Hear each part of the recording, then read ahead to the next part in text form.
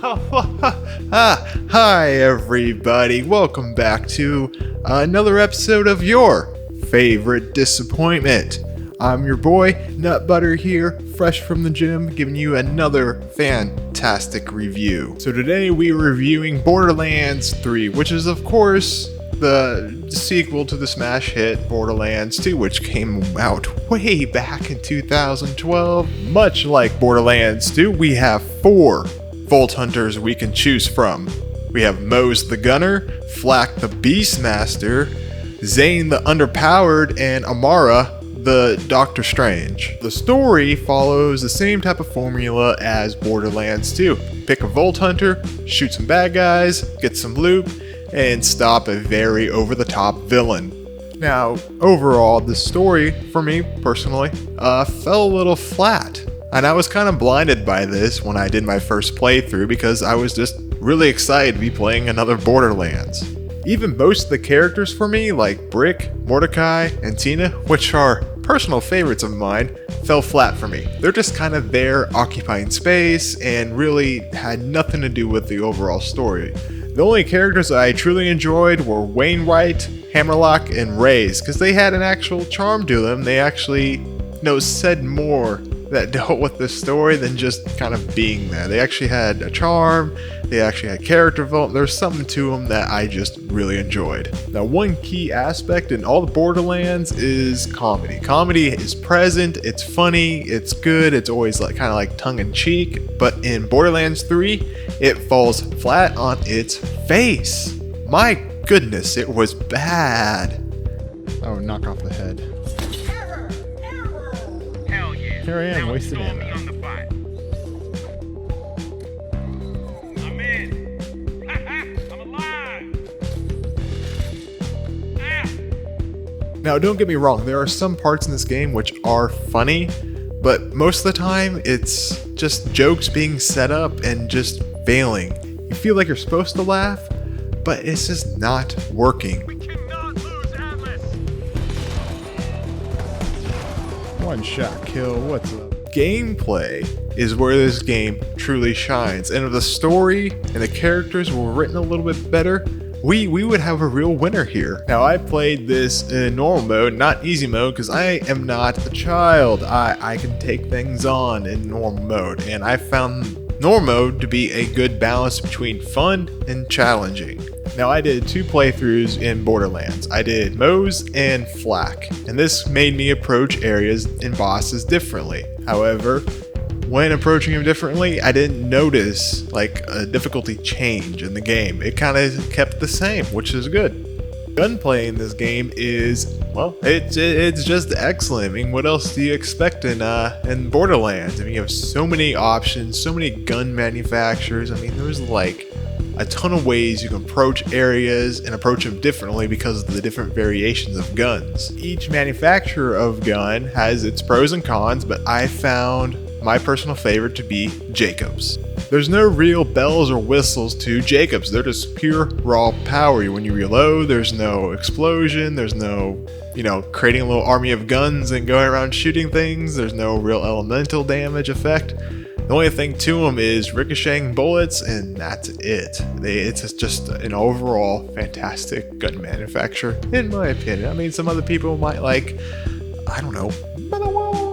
but to me, is kind of garbage. I don't know if this personally affected me or not, but I found some of the bosses in this game to be a little easy, especially with Mose. Now, I don't know if it's because I got some really great guns at the start of the game. I mean, I found some great legendaries that just amplify Mose's skill trees a lot, but I did find some of the bosses to be relatively easy. Kill a Volt during my first playthrough was way overpowered. He was a real pain in the dick, even with Mose, and they've since fixed him. He's a lot easier now, especially with Mose, but with Flak, he's still kind of a challenge, and that goes for most bosses with Flak.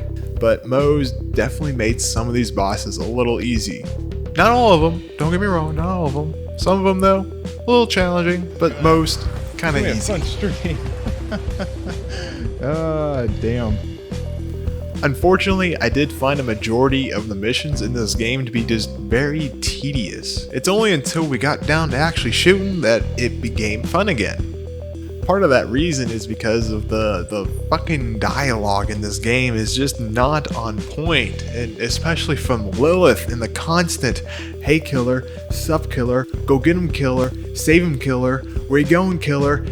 The Tannis missions were kind of annoying because most of the time you're going to get something for her, putting her hand, taking it out of her hand, putting something back in her hand. It's that constant repetitive thing. Like, why? Just do it for me, game. I shouldn't have to press E to put something in someone's hand and then take it back out. It just slows everything down, and oh my god. And another thing that kind of drove me crazy in the story was Ava, the impulsive little retarded child who got Maya killed, who then gets blessed with Sanctuary by Lilith. Lilith, why? Why would you choose Ava over, I don't know, all these other qualified people who could run Sanctuary? I just do not understand that at all. That was a bad decision. That was a bad writing decision. Again, I have to really say, it's fun once you start shooting things, but those aspects in the mission, it's just, come on, guy. I mean, come on. Do I really need to open doors and go into a room? Just open the door for me. Just open the door.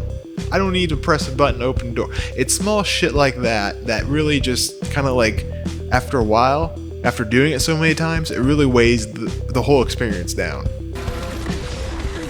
Music in this game is something I really enjoyed. It really enhanced all the boss battles, because most of the time it's like this thumping bass that's going constantly, and then you have explosions, and you have grenades, and it is just like ribbed for my ear pleasure. I loved it so much. Basically, if you're a fan of Borderlands 2, this is a great game for you. I mean, how I have enjoyed it immensely. Even with the gripes and stuff, I have enjoyed it. It took everything that worked for Borderlands 2 and enhanced it a lot.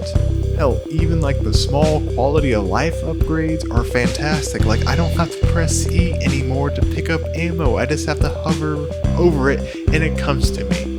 Why couldn't you do that for handing over items to Tannis? That's where I kind of think most reviewers for this game got it wrong. Yes, Borderlands 3 is just like Borderlands 2 because the formula has been proven to work.